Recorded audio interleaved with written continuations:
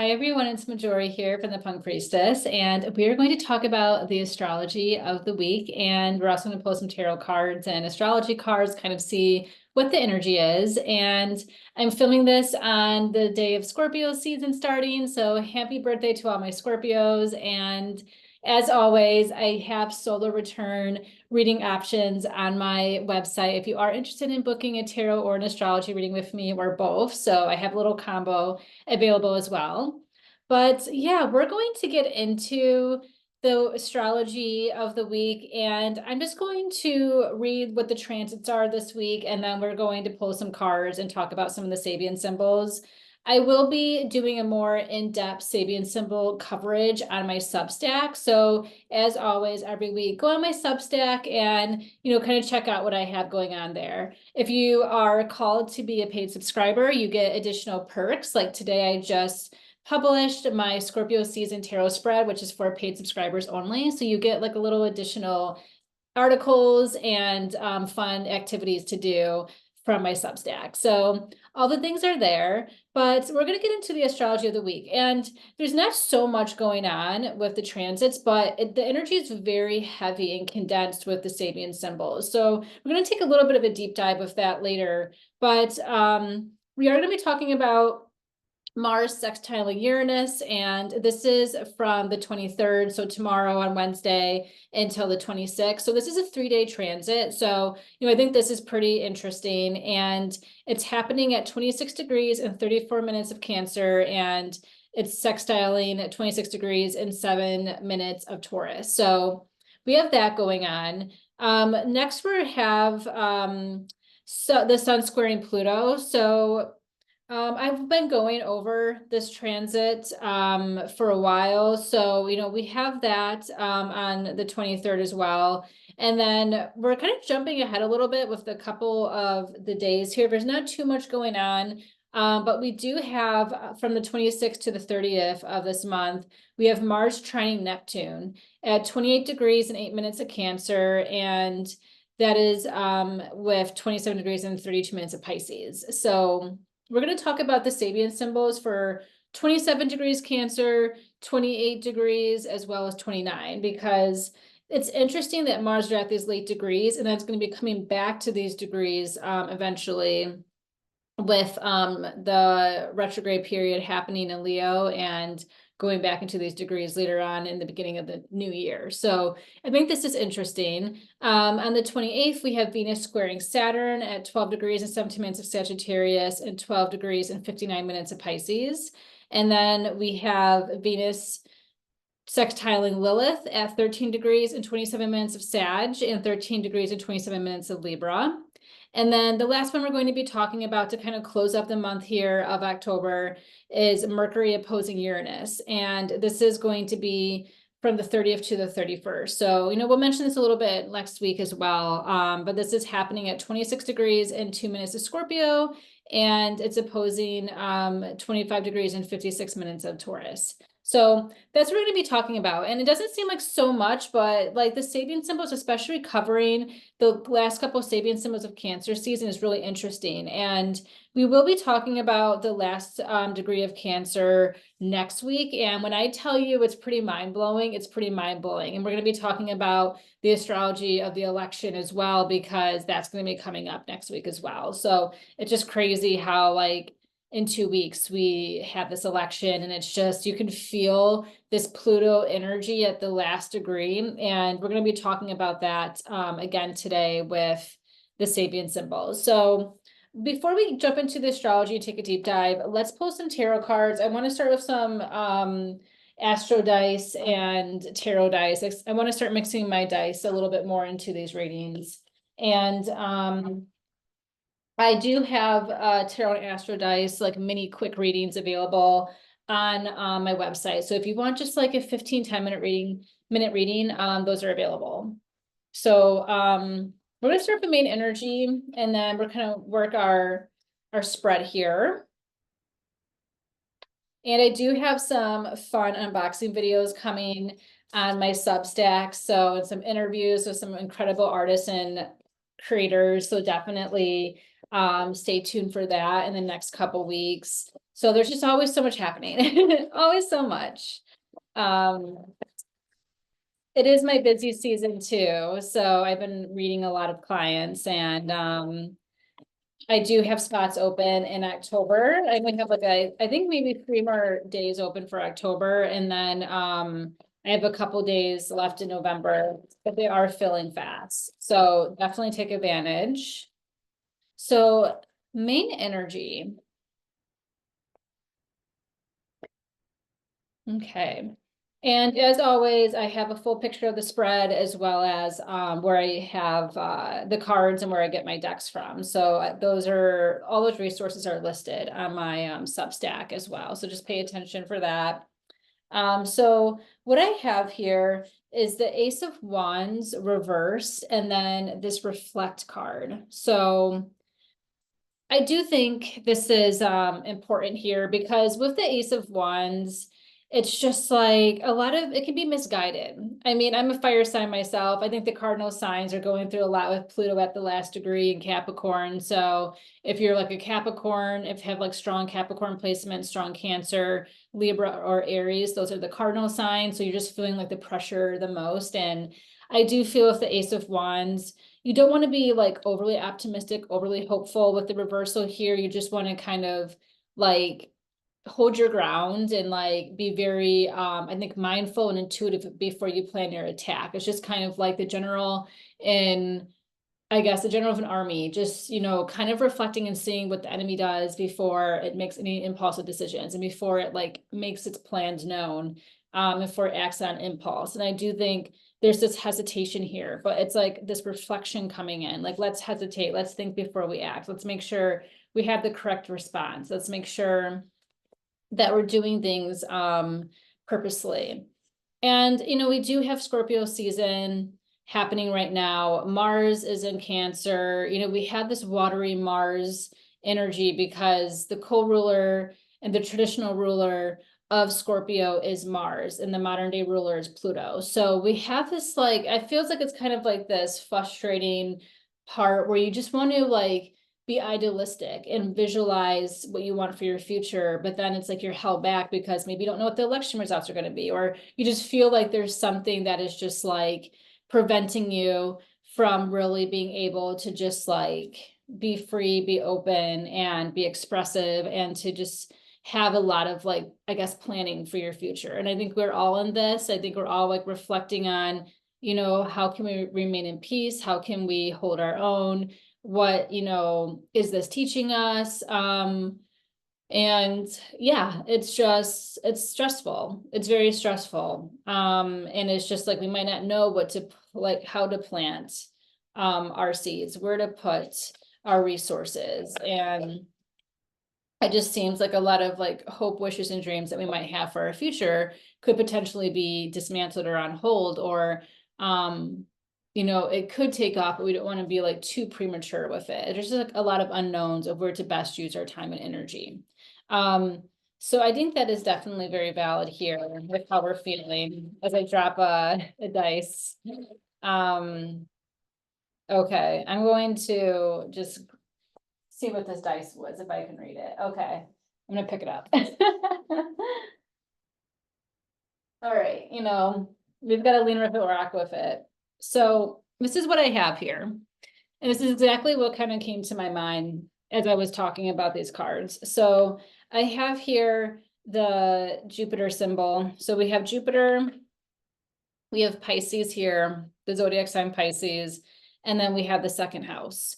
So see how that is relative to your chart. It could be your birth chart or like transit chart. Maybe you have your natal Jupiter and Saturn in the second house, but I do feel this is kind of telling us to reflect on when Jupiter was in Pisces like 2 years ago, and reflecting where we were, reflecting on like those dreams and visions, those ideals. And if we need to put like a new form of action, if we need to put some more momentum and energy into some of those promises, some of those ideals that we had for ourselves. But I do feel with like the second house here, like we're focused on our money, we're focused on our security, we're focused on our well-being, our like, our physical body.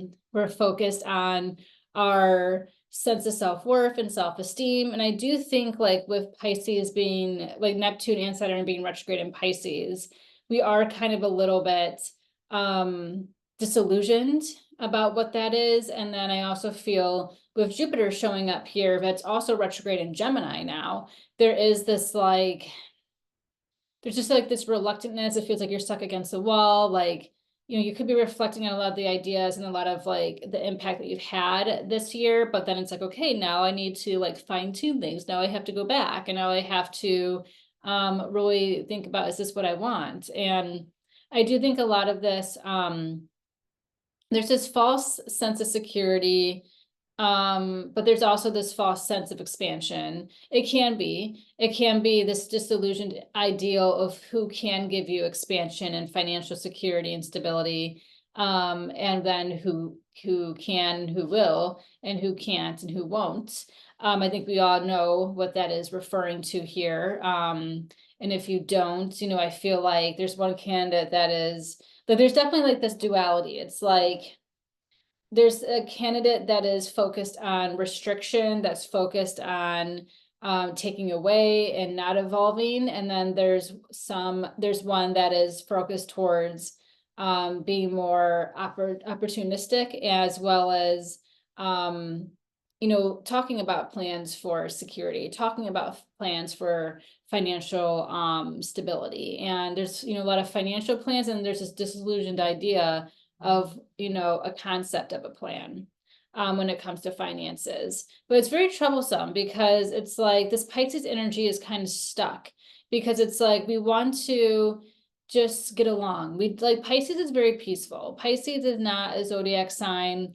I mean, it's interesting that a lot of generals and police officers and soldiers like in the military have like strong Pisces placements, that there is vision there, but it's more so, it doesn't really want to, I think, be very aggressive. It's more of like a submissive type of sign. And, you know, there's this part of us that wants to expand and visualize our future and our dreams and reflect on what that can be. But we have Jupiter, the planet of expansion, the planet of ideals, and the planet of good fortune and opportunity reversed, and well, retrograde. And it is kind of having us feel a little like maybe it's not possible, or, you know, it's like we're kind of forgetting our dreams and visions, and we're feeling a little hopeless, especially when it comes to our sense of self and our self-worth. And it's also, you know, I think collectively there's a lot of this existential dread that is being conjured up with Pisces, and it started with Neptune and Pisces, you know, 7 years ago. But I just think like, we have to at this time really be very stable and secure and hold our own. We have to like remember who we are. We have to connect with our magic. We have to utilize this time to focus on our spells, to hex the patriarchy. I have a hex the patriarchy candle, but we have to just really use this time, instead of like wallowing in despair and crisis mode and worst case scenario thinking. We have to use this intentional restriction as a way to be centered in it and dream forward, like pretty much perfect our visions. And, you know, spend some time in meditation, spend some time in mindfulness and, you know, breath work and, you know, yoga, just trying to kind of like protect our physical body, which is the second house, and not have our nervous system feed into, I guess, be falsified by a lot of the disillusionment that is out there. And we want to make sure we're not expanding the wrong things, that we want to make sure that we're restricting the wrong things. And I think, yeah, when it comes to these dice, that's kind of what it's saying. I'm going to pull some tarot dice here. And it's interesting. I've been pulling swords a lot for clients the past 2 weeks. I have the Four of Swords, I have the King of Swords, and then I have the Four of Pentacles. And you know, when the four comes up, this in tarot, this is a sense of patience. I think this reflection is like huge. I think it's kind of saying like, you know, hold your groins, like don't yeah, it's like, don't act prematurely, don't like dive into fear, don't like think like you found your answer yet, because you haven't. And I just think we have to have a lot of faith for once Pluto moves into Aquarius for the next 20 years, and we're kind of like on this age of Aquarius trajectory, how much things are going to change, how many things are going to be reestablished. And it might not be what we think it is right now. It might not be the side of the fear, or it might not be the side of, you know, the good, the prime and the proper. It might just be like its own whole different entity and thing. And that's why I think like the fours here are just kind of saying like, don't lose your mind, don't lose your resources, be kind of like humbled. I think it's a humbled energy. And it's like, okay, we're in the liminal space, we're in the labyrinth. What are we going to do in the labyrinth? We can search frantically to find our way out. We can search frantically down the hallway of the liminal space till we get into our door, or we can just walk with patience and persistence and have like a sense of trust and knowingness with our mind and our mentality that the right door will open at the right time. And I just think a lot of this is just like, we have to have mental rest and ease. We have to like have a different sense of our, I guess, our physical body, our physical animal human body. We need to just like regulate our nervous system. And the way that we can do that is by, I think, kind of holding tight to our resources and money. I think like, you know, I wouldn't overspend at this time unless, you know, of course you have like bills or things you have to pay, obviously do those things, but it's just like a little bit of a frugal mentality here, but it's also just like holding on to what's important to you, holding on to what you know, and this can be physical possessions. You know, maybe you're clutching, you know, your crystals a little bit tighter. Maybe you are having like a more devoted, like persistent, you know, meditation practice before you go to bed. So you're not going to bed like angry or upset or scared or frightened or fearful. You know, I think a lot of this is just like, don't lose your mind. Don't lose your grip on reality. Don't lose your grip on hope and peace. And like, we can either be dismantled by hard situations and we can, you know, act out of scarcity, we can act out of fear, or we can act out of peace and integrity and just be like, you know what, like, I know that things are going to be fine. I know I trust the good in humanity. Like, you know, we can, you know, have some prayers, we can have some visions, we can talk to our ancestors who have been through their own trial and tribulations in their lifetime, and, you know, ask for guidance at this time, ask for strength. You know, strength at this is the tarot card for 2024.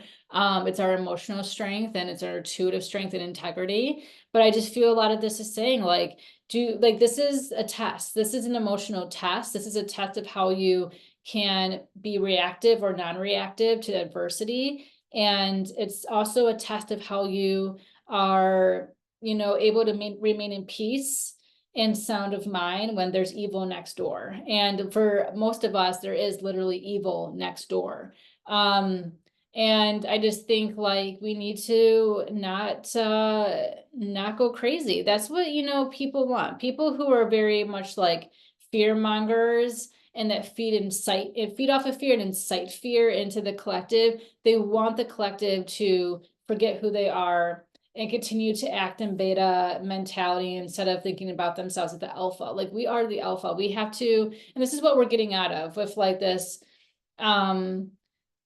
moving into this more Aquarian age, is like no longer having our suppressors win, no longer having authority take advantage and take control. I mean, moving into Aquarius, we have no law. We have no, well, we are redefining and reestablishing law, but we have, I guess, no Lord.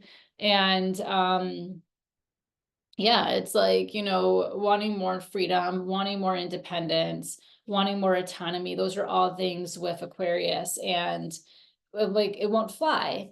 Being suppressed by old, outdated patterns and powers and traditions that are just it's just no longer relevant and no longer, I guess, with the times. And it's just, yeah, I think the King of Swords here is kind of saying like, we need to use our intellect, we need to use our mental strength and capacity to envision something different, and use this as a creative problem solving time and a time to remain in our peace and integrity instead of being frazzled and feeling worthless or hopeless. Post some other cards here. And take social media breaks. I mean, that's like a good thing with the Four of Swords. It's just like get off online. I mean, there's a lot of confirmation I've been finding, like certain accounts I follow, just like the confirmation of like, okay, I'm not insane, or okay, like there's other people who feel the same way, who are in solidarity with these same ideals and visions. And, you know, it's nice to see the community show up. And I think it's like we need like a little bit of like reassurance and remembrance that, okay, like, you know, we're not alone in this fight, or like there is an opportunity for us to be in solidarity and fight for the same things. And that feels hopeful, that feels good. And I think that's, you know, great. But we also have to make sure like we're not waking up looking at our phone the first thing in the morning, or we're not going to bed falling asleep to our phone. We're having intentional breaks so that our mind can be at ease and not be in a heightened state of alert. So I'm going to pull some cards here.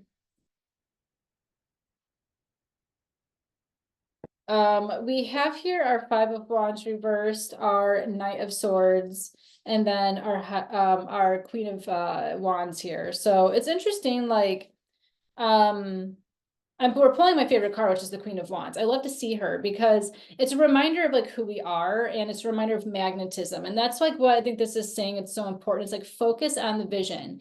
When the vision is strong, when the vision is precise and consistent, and you know, we're constantly creating from that vision, that is when this vision gets manifested and come to life.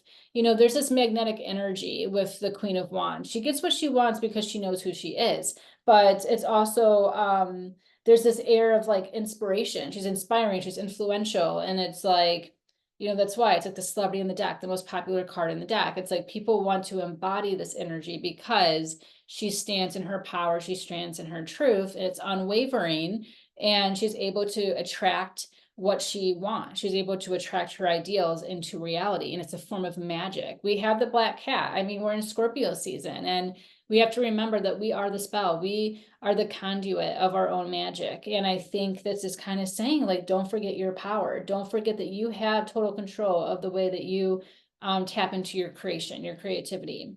And the Knight of Swords here is just a lot of like we have the Knight of Swords, we have the Four, and we have the King, and you know, it's like these court cards here. It's definitely like a lot of news and information, you know, coming one way. And I feel like with the Five of Wands reverse, which I like to see this card reverse, it's just kind of like sticks and stones may break my bones, but words will never hurt me. And I think this is, you know, something like, you know, the bully can no longer get through.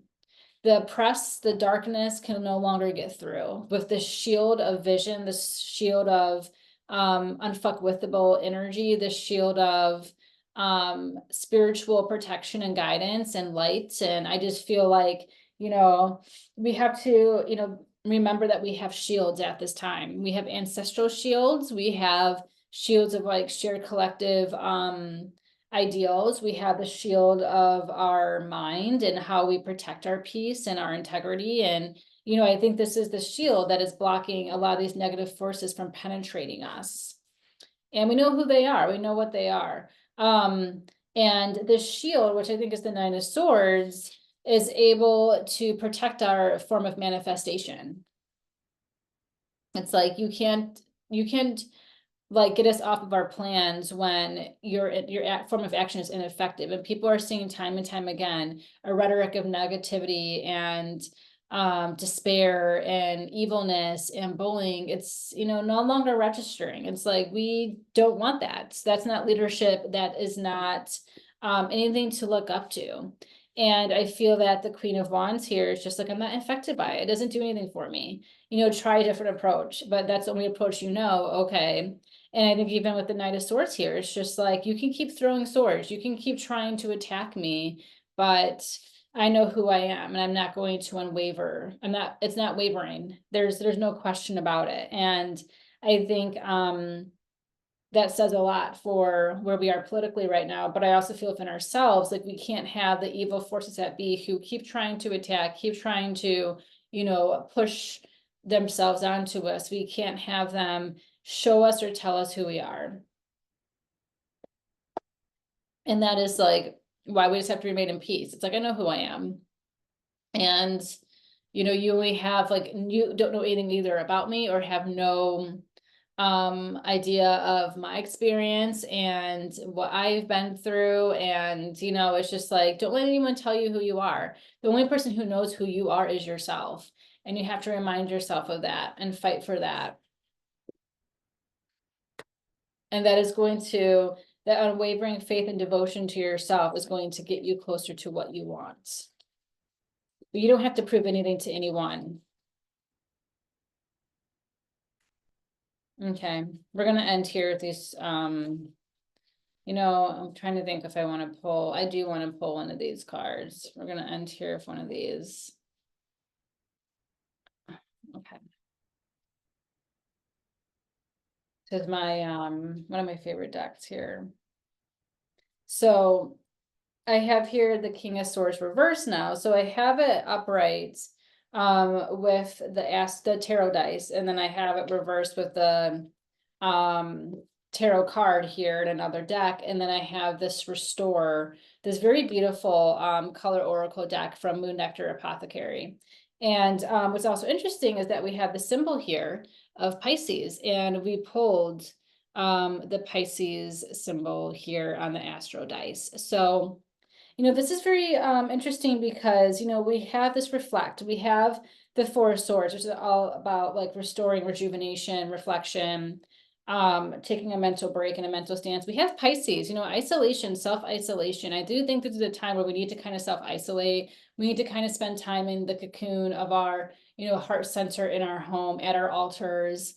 I've been spending like so much time at my altar, building my altar, like, you know, adding new things to my altar. You know, I think it's a good time to make an ancestral altar. But I do feel that, you know, this is for sure, you know, kind of telling us like, make up your mind about who you are. You can make up your mind about other people, but sometimes we have to do the work within. And I just think a lot of this is just saying like, have a consistent meditation practice, have a consistent journaling practice. Pull some tarot cards before you go to bed for reinsurance. Read about astrology. The astrology has been very hopeful. I just feel like we need to just know that this old shift, this old paradigm of Capricorn and Pluto and Capricorn since 2008 is coming to an end, and it's hard. And I think we need to reflect on how we felt when Pluto was moving from Sagittarius to Capricorn, how we felt in 2008 and, you know, even parts of like 2007. I mean, for me, I was like a freshman in high school. So, you know, it's interesting.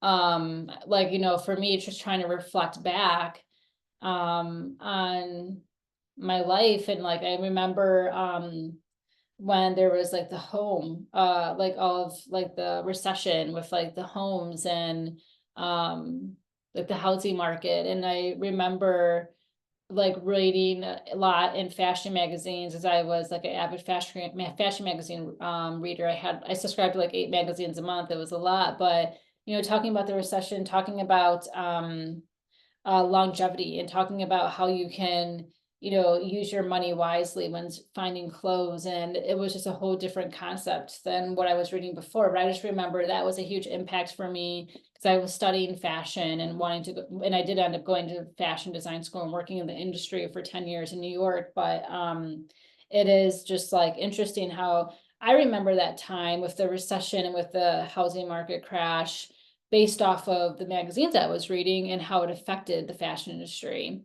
and how there was this Four of Pentacles energy of like investment pieces. That was like the first like type of terminology of that coming out, investment pieces and longevity, and like why spend a lot of money on a bunch of clothes that are going to wear down in a couple years when you should just buy that one nice coat and that will keep you, you know, like warm and lasting for, you know, decades. Like there was this concept, and I think that's the good concept now of like this little like it's very conservative. I think we should be kind of conservative with our money. I think that's what Four of Pentacles is telling us, like hold on tightly.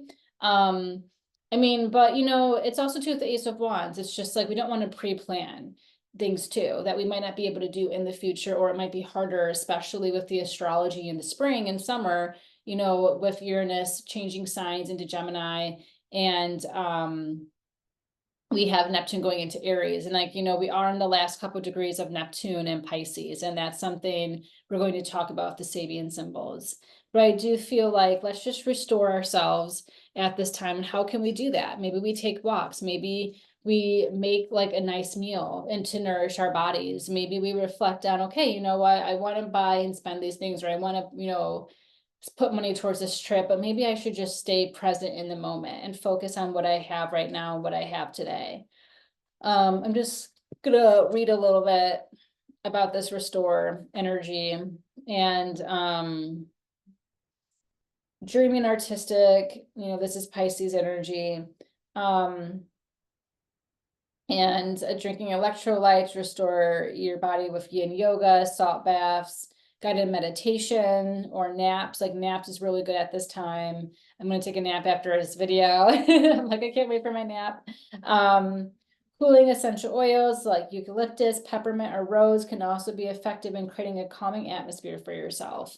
So let's kind of take notes with those things, and I'll put that on my Substack as well. But, you know, that's the energy of the week. I think this is very important, and we're gonna read about the astrology too. So, yeah. So as always as well, I invite your own interpretations of the cards and your own reflection. So I try to keep this, you know, interactive. So we're going to talk about these transits here, and these aspects, and we're just going to, I just kind of want to dive deep into just like Mars and Cancer. I mean, Mars is in detriment in Cancer. That means it's its weakest in Cancer. But I feel like when a planet is in, when a planet is in like a weak sign, or, you know, in detriment, it doesn't mean it's a death sentence. It actually means that, you know, you sometimes work even more harder to master this energy. I mean, I say this as someone who has the moon in detriment, which is in Capricorn. And as a Capricorn moon person, I feel like it is my strongest, it's the strongest part of my chart. I feel like it really embodies like the essence of who I am. I mean, your moon sign is your soul. And I think Mars is like your form of action, and how you initiate. And, you know, it's the Sabian symbols are really telling, the ones chosen for Cancer as well. It's not this, you know, woe is me type of energy. It's pretty abrasive. And, you know, I feel like sometimes you embody the energy stronger in a detriment sign because it's not natural to that planet. And so you fight harder, you persevere, you try harder because it's not, you know, easy. And there's a testament of strength, I feel, of the detriment signs. Mars sextiling Uranus. It's interesting, we have the Ace of Wands reversed and we have the Queen of Wands upright. And I feel like when we trust ourselves and we trust in our knowingness of who we are and our form of action that we want to take, that is when things can happen. And, you know, I do think there is this Uranus element kind of connected with the Queen of Wands, but I do feel like, you know, Uranus is still in Taurus, you know, we still have some time to go with this, but I really do feel, you know, with unpredictability, with finances coming up in the tarot spread, and just like, you know, really being frugal, holding your own, not overspending at this time, just like taking care of like what you need and not making any like drastic big purchases. I think it's also with the Queen of Wands showing up, I think it's a good time to spend money on your tools that you need for your magic, for your spells, for, you know, your peace of mind. You know, maybe that's what you need to spend your tools on, and like the Cancer energy of the home. And, you know, it's like you're putting a lot of action towards your altars. That's, I think, Mars and Cancer is putting a lot of action towards your altars, towards magic you can do, if in your home or if in a close-knit coven. I just had a couple of days ago on Saturday, like last weekend, I had a shaman party and Samhain party, and this was for, you know, my friends and I to get together, and we did tea leaf readings. We did a spell to hex the patriarchy. we did a lot of like magical things, and we all made food. It was like a feast, and it's just like this energy of, I felt it was very Mars and Cancer. It's like creating magic in a coven. It's like having your cauldron out. It's doing your spells, and that's like the persistent like medicine and practice that you do. And there could be some unpredictable results with this Uranus energy, because Uranus and Taurus, we've seen it. We've seen what Uranus and Taurus has done since 2018, 2019 with the money. Even like I talked about this before, like the authentication codes of trying to get into your phone. And I had that today. I had to call customer service to try to get into my account so I can look at my car insurance policy.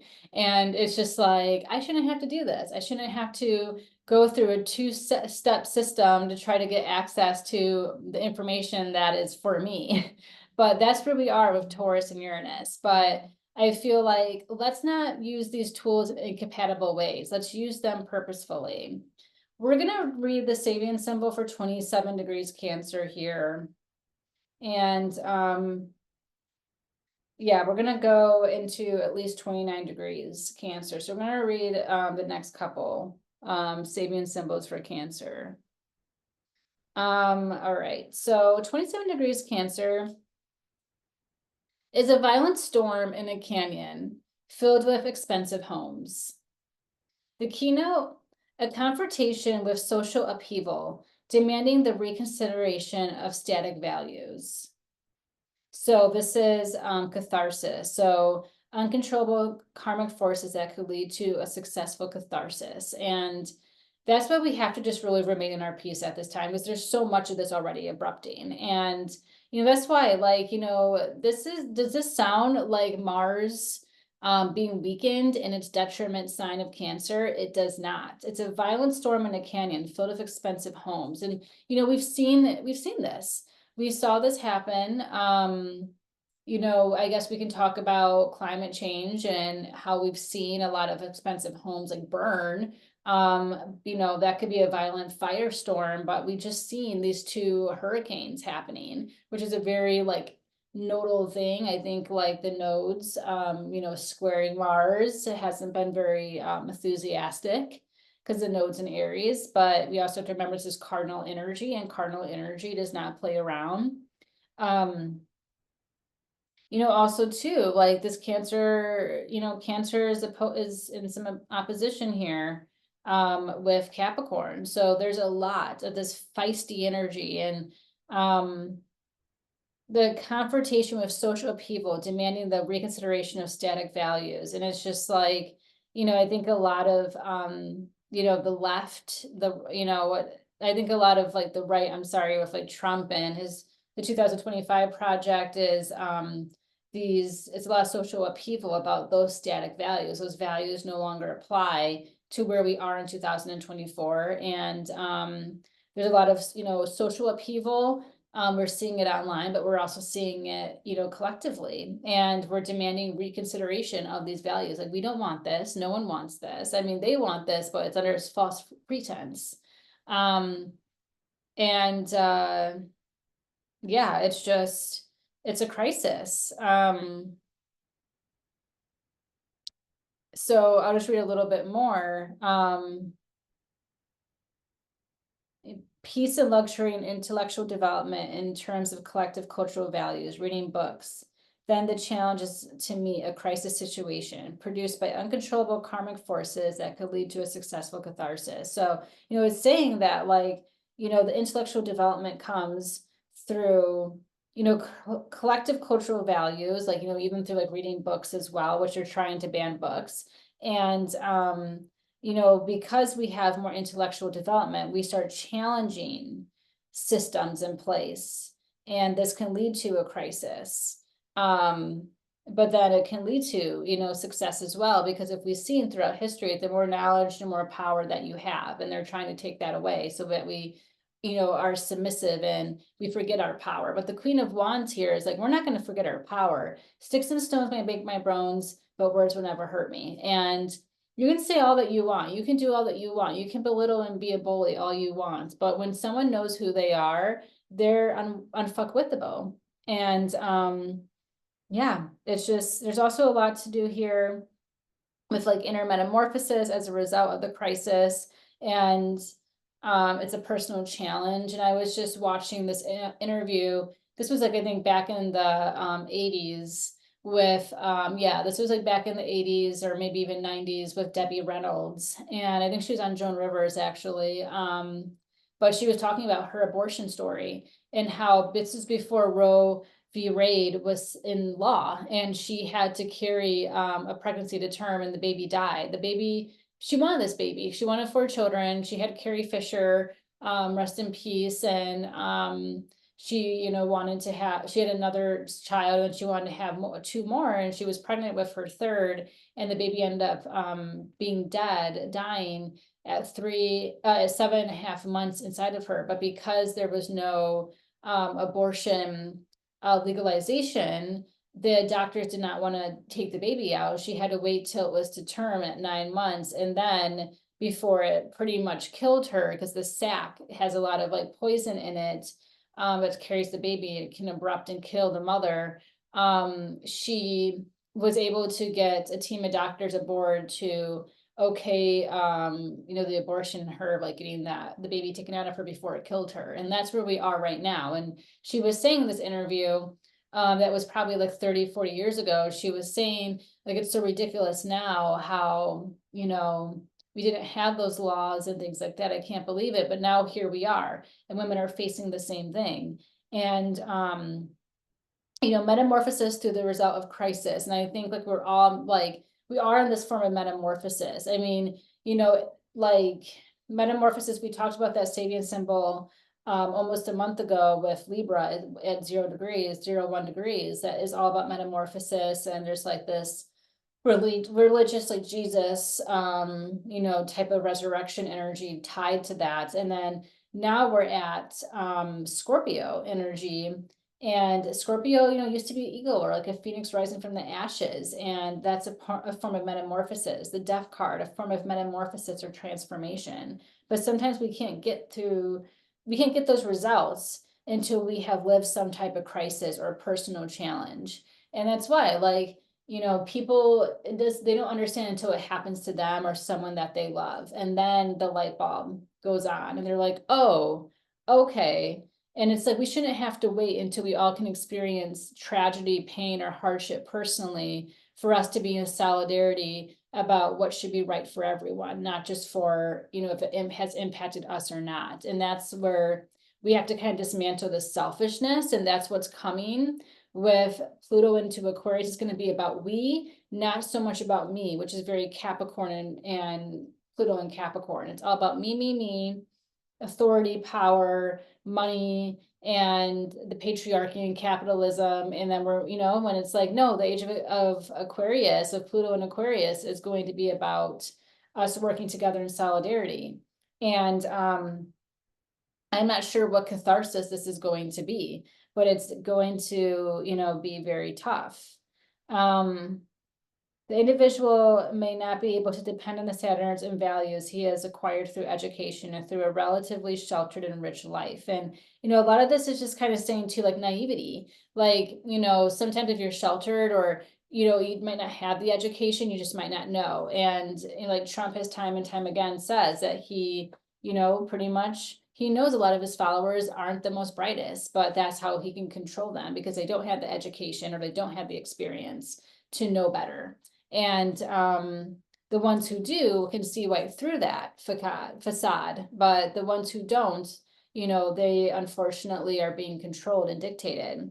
But that's why it's so important, to be aware, to be awakened, to educate yourself, to know about things. And, people who have been very sheltered. I mean, like you have the poor who don't have like sometimes the access or means to further their educational abilities. And that's why they get stuck in this cult. And then we have the uber privileged who have never experienced adversity and think they never will. And that's where that sheltered energy or people who are like very like, 1% very rich. It's like, well, yeah, that could, that's not going to happen to me or that's not going to affect me. There's a lot of that mentality in America. It's like, oh, well, that's not going to happen. And it's like, it will, it can.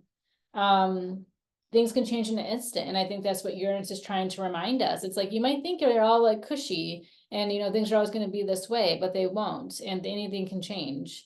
And change and karma will come for everyone. Karma doesn't miss an address, and change is the only constant. Security is an illusion.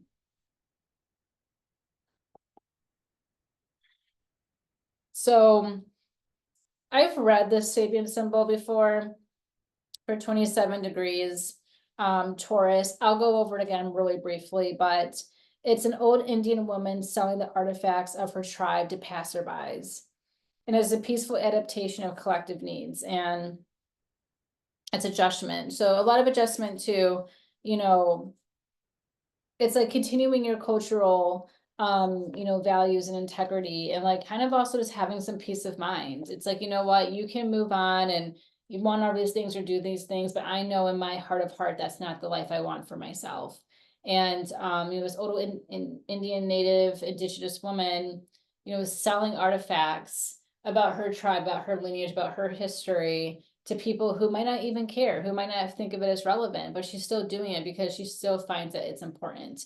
And I think we need to take that concept within ourselves of like, we still need to focus on, and that's what I think the spread is saying here, the cards and the dice is like, we just need to focus on our own mission. We have to focus and not get distracted by the noise, not to get distracted by evil, because evil tries to throw you off your game.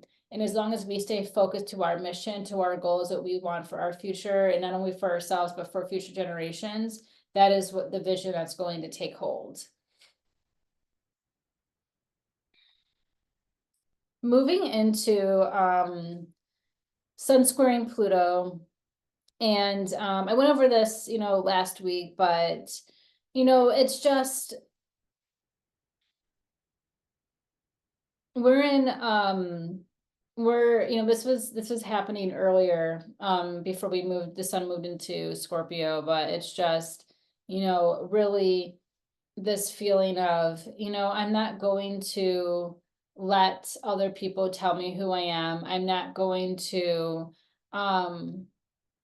I guess, be vindictive. I'm not going to result in being, domineering or evil, or, it's just like this Libra energy has worked so hard for, the past month to really solidify who we are. And Pluto and Capricorn is just like, constantly trying to build up that pressure cooker of like, do you really know? Are you really settled in your truth? And we have to say, yes, yes, I am. So Mars trining Neptune. Mars is just having a heyday right now because it's at the last degrees. A lot of its planets are in their last degrees, and it's just like boom, boom, boom, boom, boom. But this transit's going on for 4 days. So it's going on from the 26th to the 30th. So it's a long transit. And when Mars trines Neptune, it is really good for a lot of what I just read in that book of like meditation practice, taking naps. It's like really a great time to learn about esoteric knowledge. It's a great time to, do something mindful with your life, with yourself. It is just a beautiful energy and time to just really focus on your spells, focus on your witchiness, focus on your magic. And you have like the energy to motivate yourself through these more esoteric means of existence. So I'm going to read the Sabian symbol for 28 degrees Cancer. And I'm going to read it for 29 degrees because it's going to be going over this degree for the next couple days. So the Sabian symbol degree for Cancer at 28 degrees is an Indian girl introduces her white lover to her assembled tribe. And it's inner rebirth through a total acceptance of primordial values manifest in the human body and its natural functions. So it's like a return to nature. So pretty much it's just like, you can think about like Pocahontas and how she was in the first like documented interracial relationship with John Smith. Yes, I'm trying to remember the movie. This is definitely, she introduces him to, nature, and then he, in the second movie, and then eventually in history, like she, goes into civilization. And it's just like, we have to remember where we're from. And it's just really having us, bridge the gap between like, people and experiences. Like I said, like people are like, oh, that's not going to happen to me, or they're so different than me. And it's like, no, we're actually like really quite the same, or we have gone through a lot of same experiences, but we wouldn't know unless we met each other halfway. And I think this is what's going to be coming up next year as well, because we're going to have these Sabian symbols repeat in early 2025 as well. And I think we're going to get a glimpse of this when we actually have Pluto in Aquarius, with a lot of people meeting each other, halfway, and really like building this community, really building more like of this collective shared energy. And instead of like this polarization that has been happening with the Trump administration for the past like 8 years, this is really about, let's not pull ourselves apart, let's bring ourselves together. And it's, definitely, we're finding out like life is all about change, but we have to find a way to adapt. In a lot of times we have to adapt against our will. Like, I don't want to adapt to, hypocrisy and evil and bullying, but we have to adapt, and we have, and by a way of adapting is, all right, maybe I'm going to buy a gun, or I'm going to, cleanse my following, like drain the swamp of Trump supporters. Like, there's so many different ways. Or, I'm not going to have someone tell me who I am, even though I never had to defend myself this way. I have to, continue to solidify that within myself. Like, unfortunately, if, we have to adapt to change, or we can adapt to change in a positive way of like, oh, wow, we're adapting to our first, female president, being a Black woman. There's a lot of adaptation there. But we can't, it's too foolish to dwell on the past, and we have to like to have this visionary soul. We have to be visionary. And I think that's a very much like these sword cards coming in, which is the mind's like a vision intact, like the king, vision intact, acting on that vision, speaking that vision into existence, reminding ourselves of that vision, which is the Knight of Swords. And then we have that Queen of Wands, the manifestation, the magnification of that vision that has been intact. So, we have to be a pioneer. We have to, think of new things and do things differently, not just like rewrite the past and rewrite history. What's been done is done. Like, we got to move forward. We can't forget what we've known. And, with a trine, like, we got to remember trines are, relatively positive. They are a little bit lazy, as well. Like, I don't think it's this call of arms taking a lot of action. But it is like the action that we do in our ritual practices. It's the action that we do in our homes. It's the action that we do in our covens with our family. The actions that we, partake in with our ancestors, with the history that we know of ourselves and our own shared experience, but also, the history of the world. Like, we got to remember too, the United States, its sun sign is Cancer, and it is like in this pressure cooker. And I feel like this Mars energy is really, like it's really straining the energy of the United States if it's being a Cancer as well. So we're feeling it. But there's a lot of people that want to restrict access to information, and also want to erase, history because of the truth it shares. And, it's been very whitewashed, and it's time to remember that we're on native land. This is not our land. I'm half African American, and my family, my Black side of the family did not come here from Africa by choice. So we were just, and that's one thing that, there's some solidarity there with the Native American tribes, because, their land is being taken and we're being displaced here. So there's a lot of cruelty with white supremacy and colonization. So bridging the gap, trying to bridge the gap, coming back home to nature. That's a huge thing that's going to happen with Age of Aquarius as well, is a huge call to metaphysical research and like, timing. And I think, getting more technology towards spirit world, and maybe we'll be able to like really see all the entities in the room. And, it's just going to be a huge, like, that's going to be a huge thing with Neptune and Aries. It's going to be like so many new discoveries in the spiritual realm. So we're kind of gearing up for that. Neptune at 28 degrees Pisces here. So let's see. Almost there. So, and I've read the Sabian symbol before, but we're going to read it again. So it is a fertile garden under the full moon, reveals a variety of full-grown vegetables, the full satisfaction of the individual's basic needs, so abundance. And, again, this is, this energy from the moon, the Aries full moon that we had last week, that like we're still in this like type of cycle of the eclipses, but also we had the new moon next week in Scorpio. So we still have this like Martian energy, but it is just, making sure that we're focusing on abundance. We're focusing on like, fertile ground, new ideas. And, these new things help us with our equal variety of human needs and experiences and tastes. Like, we need new ideas, and we need, new forms of action to help like with new problems, of like new situations, of new encounters. And it's just kind of remembering our visions and ideals during eclipse season and all that's transpired and changed and shifted, and what's also been embodied deeper.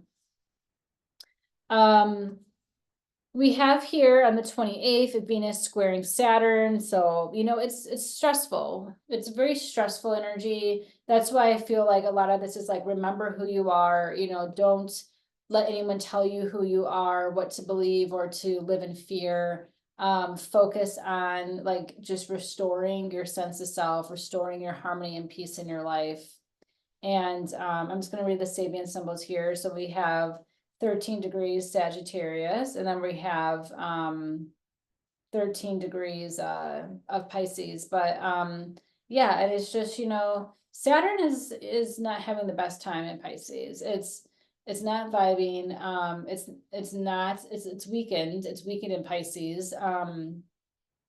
So, it's just but we have to remember Sag and Pisces are like the guru and the teacher and the mystic. And it's just like, I think there's a lot of different ideals, or maybe it's like we're getting confused with the spell, we're getting confused with the instructions of the magic, and we have to kind of go back to square one and take it one step at a time. So this is what's coming up, and this is the 28th here, and this is I think an interesting Sabian symbol. It is a widow's past is brought to light. The keynote, the karma of past actions as it affects opportunities presented by a new cycle. So it's retribution. And a little bit about this is what I find interesting, especially in regards to Pisces, as we're going to read the Pisces Sabian symbol soon. But mankind is the window, because our soon to be concluded Piscean age has blurred most of the ideals it once revealed and revered and proclaimed. Yet the new age will have to deal with many oppressive ghosts. This is a symbol of retribution. And this is exactly where we're moving to, because we are like ending this age of Pisces that has been going on for like 2000 years of being very oppressed, being like, the martyr, or, it's very beta. And then we're moving into this alpha energy, but there's going to be a lot of oppressive ghosts. We already seen the oppressive ghost of the past trying to, I guess, work against these new window opportunities, these new things that we're seeing for ourselves, these new advancements that we want for ourselves and for the future of humanity, and for the future not only of this country but of the world. And I just think it's really kind of saying like, the time is up, the window's passed, it remains obscure, but the point is that even as this past cycle is closed, a phase of married life ends, the karma of whatever deeds or misdeeds the cycle witnessed will almost inevitably interlude into the new life period.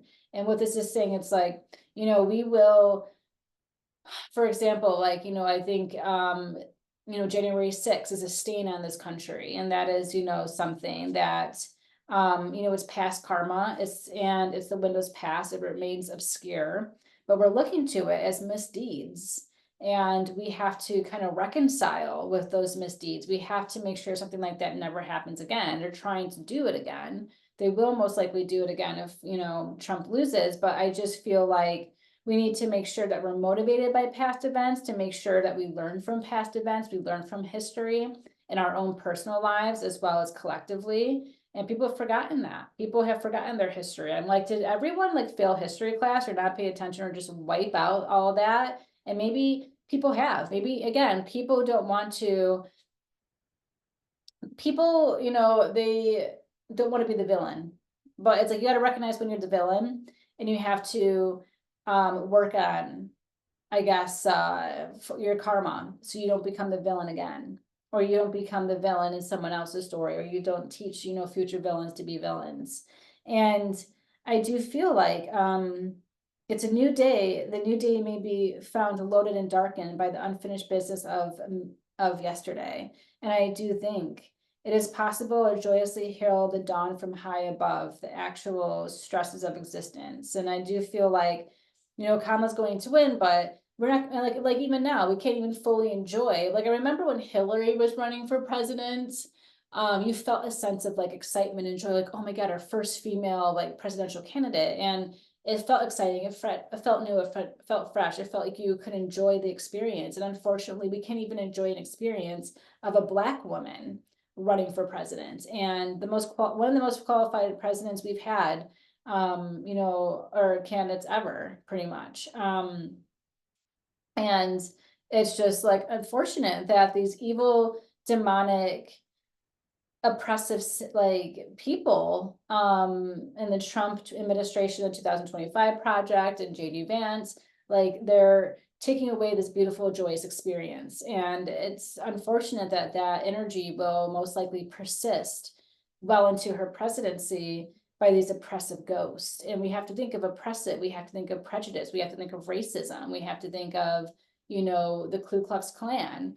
And it's just, you know, karma never misses an address though. And sometimes karma does not come soon enough. But I think that this is where the retribution can be taken place. And we have a prosecutor and a convicted felon. And it's like, maybe we need to have the prosecutor do their job. And I think they will. But, you know, with this here, it's, you know, secrets, it's the past, revolving issues that are being brought to light. We'll see what comes the next couple days or in the next couple weeks of this election, what more and more is going to be brought to light. I mean, already so much is. Trump's pretty much just telling on himself at this point. But, you know, karma cannot be sidestepped. You can't sidestep karma. And I think so many people have been trying to sidestep karma, thinking, again, it's not going to happen to me. And it most definitely will. Karma never misses an address. It will come back. You know, there's a lot of awakening for people, and there's a lot of fast-paced energy because, you know, we have technology now, we have social media, so like things are like coming out faster.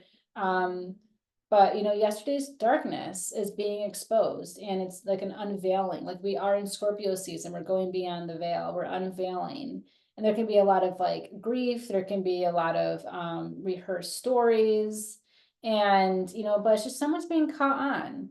And it's like secrets that shame. It's like we know what this person has done time and time again. And people, I don't know, like they have amnesia. They just want to forget about it. Or they just don't. It's like I think there's been so much like abuse and trauma in this country with people. They're so used to living in that cycle that they can't recognize abuse. Like a lot of people who haven't lived like that, they understand normalcy. They understand like, oh, this isn't a normal energy. People who have lived with abuse and lived with, you know, people or who have gone through cycles of abuse in their life, they normalize that behavior and they think that's right. And that's what we're seeing here. But, you know, no stone goes unturned. Pisces at 13 degrees. So we talk about Pisces a little bit with that Sabian symbol, but this is an ancient sword used in many battles, is displayed in a museum. And it's interesting because I pulled so many swords cards, like the swords are coming up. So, you know, we have to remember like swords are like words. So swords are ideas. Swords are thoughts. So the keynote is, through the effectual use of his will, a concentrated man can become a symbol of courage for all of those who follow in his footsteps. And, you know, again, we're gonna like, you know, open this up to both genders, or, you know, we're not gonna tie a gender to this energy, but the courage for all to follow in their footsteps. And, you know, it's willpower, which I think is very much like the Knight of Swords, you know, coming up in the spread. It's willpower here.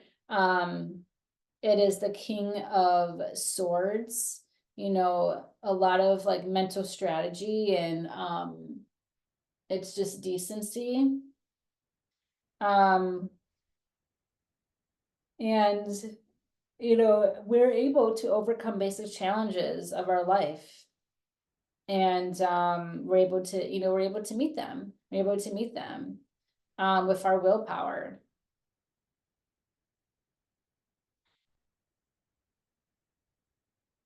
So it has to do also with the occult, you know, as well. But I do feel you know, it's occult, occultic in its way. And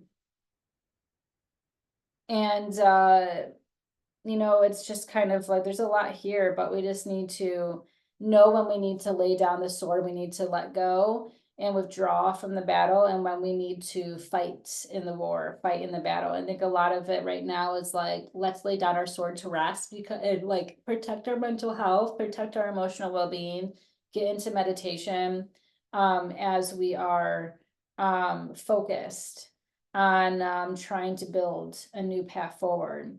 Yeah,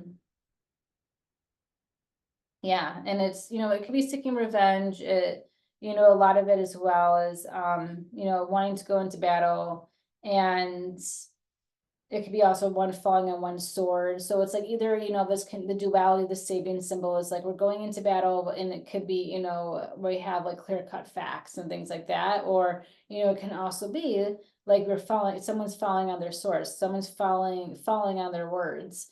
And we've seen that time and time again, but I guess, you know, it doesn't register for some people. It doesn't, you know, they're just, again, the amnesia aspect. But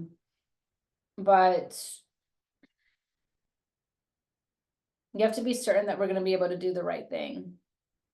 And there's this article I'm going to post on my Substack. It's just like, you're either evil or you're either naive to vote for Trump. Those are the only two categories. There's no more. It's either you're naive and you're ignorant, or you're, you know, you're not a good person, you're evil. And I feel a lot of people are into the more ignorant category, but there's some that are like, okay, I hate women, I'm an incel, I want to, you know, overpower women, or I hate, you know, this religion or these people of color, and I am, you know, I want them gone. Like there's, you know, the evil people, and then there's the ones who just don't know better, because either they don't have the education, the resources, or they just don't care to expand their knowledge and intellect. And you know, a lot of people too, like religious based, it's more so stuck in a form of oppression and having someone tell you what to believe and what to think and who you are. And if it's not happening in a religious type of setting, it's happening in the home. And especially, unfortunately, white women most likely vote against themselves because they vote in alignment with their husband, which, you know, is going to protect their own. So there's a lot of that going on. But it's also too like a lot of wisdom from the past is being reborn. And I think we're going to see a lot of that shift with Neptune and Aries, especially when it comes to things that are metaphysical, spiritual. We're going to have like a huge awakening. If you're more interested in understanding the more metaphysical, spiritual side of Neptune and Aries, just research what happened at the last one. Back in the 19th century, and all the breakthroughs and like, you know, medicines and things like that we discover during that time. And like, we'll kind of see what breakthroughs will happen in the next several years. So we're almost done here, but let's see. Venus is sextiling Lilith, and I think, you know, this is interesting. We have Sagittarius at 14 degrees. And then we're going to read the Sabian symbol for Libra at 14 degrees. So, you know, I think this is really good. On the 28th, it's like, well, we'll see what kind of news and information comes out, or, you know, when people are like, okay, enough is enough. I can't do this anymore. I can't support this candidate, or I can no longer like be involved in this type of situation that is just like not right. Hopefully there's some light bulbs that come off for some people. And I think, you know, it's pretty empowering for Venus, sextile Lilith. Lilith's like, yeah, I wanted this to come to light because it is, you know, the darkness that needs to be exposed. And we're in Scorpio season and we're exposing things to light. We're bringing things to light. So, a Sabian symbol here for Sagittarius at 14 degrees.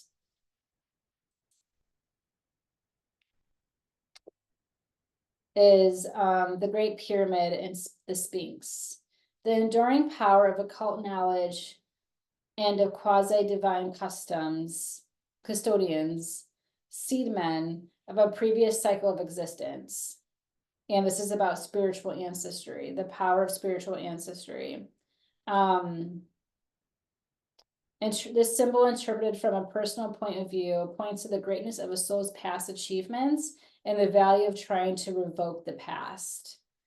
So it's archetypical knowledge remains the foundation upon which man's mind can still build a valid foundation as new evolutionary developments are pending. So it's like taking a lot of inspiration from the past and putting it towards the future, putting it towards our evolution, not forgetting the past, especially occult knowledge, like old knowledge and wisdom.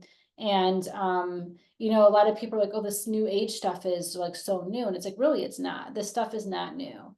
These tools, maybe they look different, but they're the same tools, just in a different version that we're using before. Like tarot is not new. Tarot has been around since the 16th century, so it's not new. But this, you know, this is my newest deck. I got this deck a couple weeks ago. That's a new deck. And like also having tarot and astro dice, that's a new form of this tool. It's a version of the same tool that's been around, the same knowledge, the same esoteric knowledge that has been around.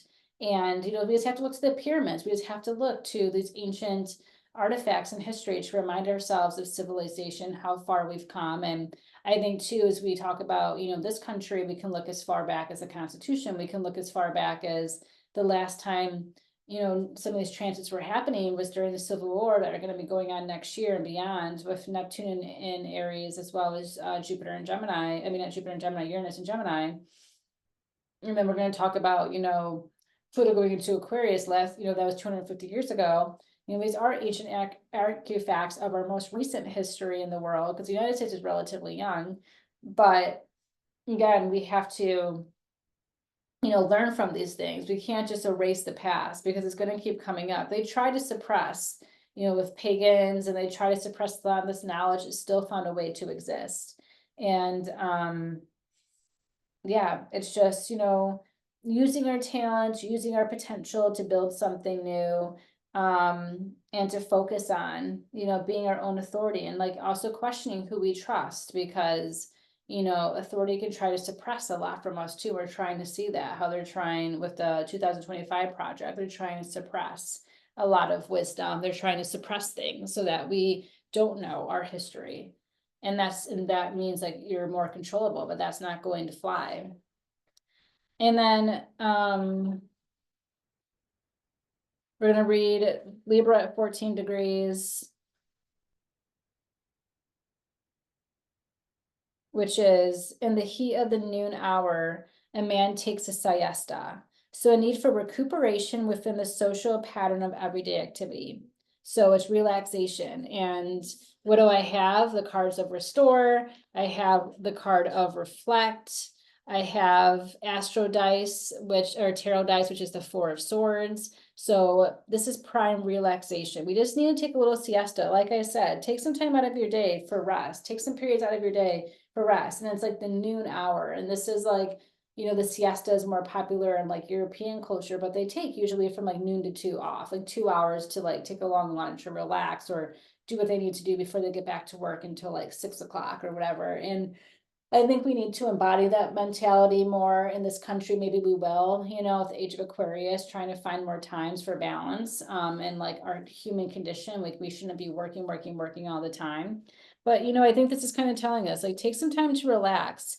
Libra, Sagittarius, is in Venus. Venus is in Sagittarius, and Libra, Lilith is in Libra, and like Lilith is even like, I'm tired. Like, let's relax. Let's focus on ourselves. Like, we're doing what we need to do in this battle, but we also need to know when we need to call it, a day. We need to call it some time. And then the last Sabian symbol we're going to talk about is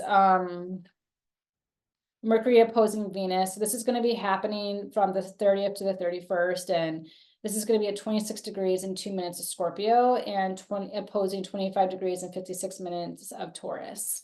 And with Scorpio, I already went over the Sabian symbol before, but I'll read it again. And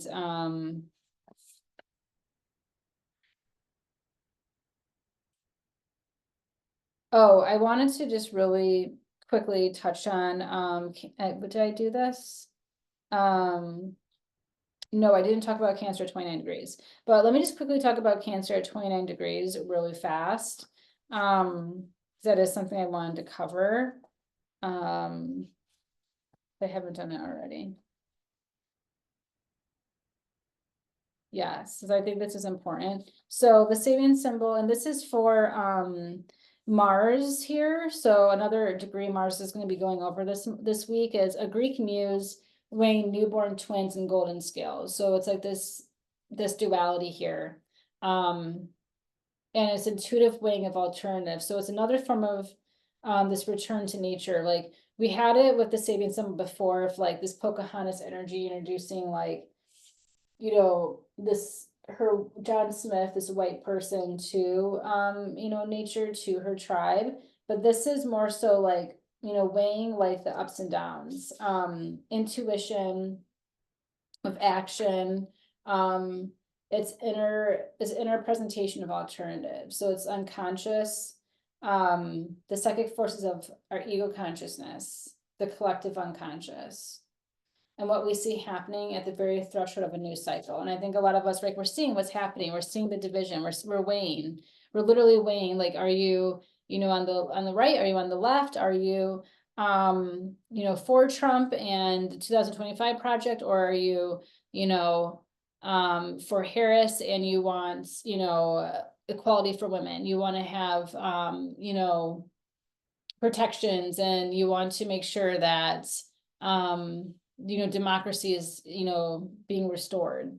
But there's definitely like a lot of law and lawyers. It's, a lot of, equality issues. And it's like tipping the scales, but it's like, they're not really accepting like all the alternatives, but you have to try to find balance within both. And like the non-rational and the wise.